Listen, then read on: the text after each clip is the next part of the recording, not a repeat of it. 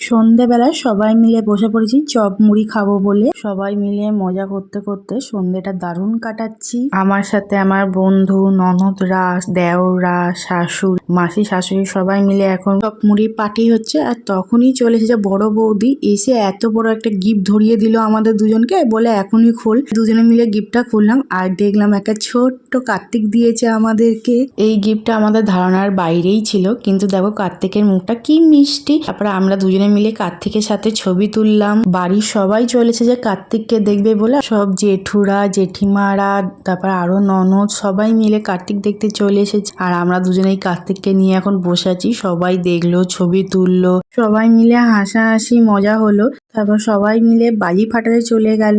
কার্তিক পড়েছে বলে এইখানে কটা বাজি ফাটিয়েছে, তারপরে এই ফানুসটা উড়িয়েছে। তোমাদের এই ভিডিওগুলি কেমন লাগলো তা কিন্তু কমেন্টে জানিয়ে, ভালো লাগলে লাইক করে সাবস্ক্রাইব করো। এখনকার মতন টাটা, বাই বাই।